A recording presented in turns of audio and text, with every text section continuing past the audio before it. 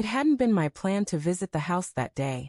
A sudden impulse, or perhaps a subtle instinct, prompted me to steer into the driveway that afternoon. As I stood silently, overhearing my wife step out of the bathroom, wrapped only in a towel, her words hit me like a lightning strike, rendering me momentarily voiceless. In that instant, my entire reality shifted. My reaction wouldn't involve yelling or pleading. It would be calculated, methodical, and entirely unexpected by her. That morning had begun like countless others. I'd left the office earlier than usual, my mind preoccupied with a pivotal business merger as I drove toward the gym. Passing our townhouse, I noticed Sophia's car parked outside. Odd, she'd mentioned being swamped with a late meeting. A quiet unease flickered within me, but I dismissed it as overthinking. Still, something compelled me to stop. I turned the key in the lock with care, entering a house hushed except for the faint trickle of water from upstairs. Then, a man's voice pierced the stillness. "That was amazing. I can't believe you're pulling this off." My breath caught in my throat. Her reply followed, laced with cunning amusement. "Oh, Daniel's completely in the dark. He thinks I'm at the office. We've got all the time in the world." The sound of a kiss echoed. My grip tightened on the banister, my knuckles paling. My heart pounded in my ears. I could have stormed upstairs and confronted them, but I restrained myself. Slipping back into the shadows, I steadied my breath. In that moment, I knew this wouldn't end with a confrontation. It would end with her life unraveling entirely. I left the house and returned to my car, not with anguish or rage, but with a chilling determination. My marriage was finished, but I wouldn't slink away like a defeated shadow.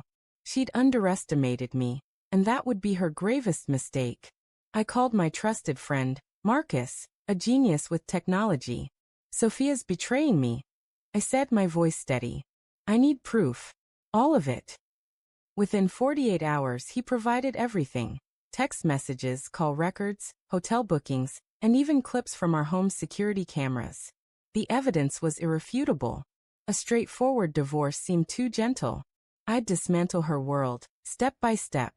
My first move was subtle, psychological. For days, I played the part of the perfect spouse. Warm smiles, tender gestures, even bringing her coffee in bed. She suspected nothing.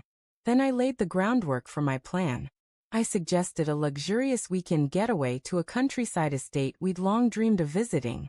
She was thrilled, embracing me as if I'd handed her the moon.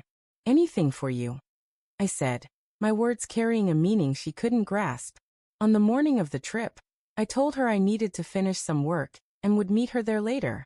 She left, blissfully unaware. The moment her car vanished from sight, I moved swiftly. I reached out to my lawyer to finalize the divorce documents. I froze our joint accounts, cutting off her access to every cent. Then I sent the damning evidence, texts, receipts, and security footage stills, to her family, friends, and coworkers. The pristine image she'd cultivated crumbled instantly. At the estate, she arrived to find a chilled bottle of champagne beside an elegant folder on the table. Inside were her incriminating messages, photos, and the divorce papers. A short, handwritten note lay on top. "I stopped by and overheard something unforgettable. You didn't expect this. Consider this my final gift." I didn't drive out to see her reaction. I didn't call. I simply turned off my phone and let her sit with the moment, her world collapsing as I'd carefully planned.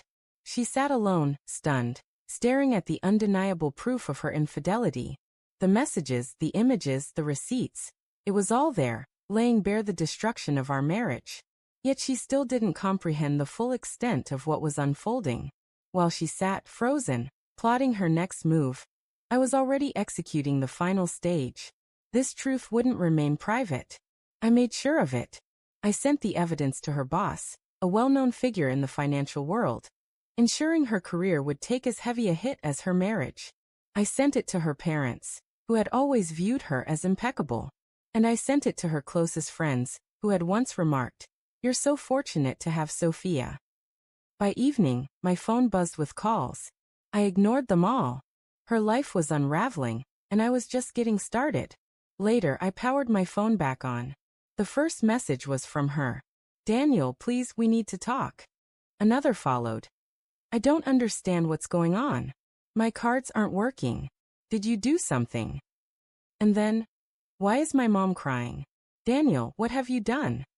I gave a faint smile and sent a single response. Me? You'll see soon enough. Then I blocked her number. When she returned home, likely hoping to smooth things over, she was met with a scene that drained the color from her face. Her suitcases were neatly arranged on the front lawn. A moving truck parked nearby. Her parents stood by the curb, their faces heavy with disappointment. Panic flashed in her eyes as she hurried toward them. What's going on? She demanded. Her mother's voice quavered. We saw everything, Sophia. Her father's stare was cold. No daughter of mine, he said. You had a loyal husband, a beautiful home, a life others dream of, and you threw it all away. For what? He waved a hand dismissively. Some fleeting affair. Dad, please, she started, but he interrupted. Daniel sent us everything. Do you know how he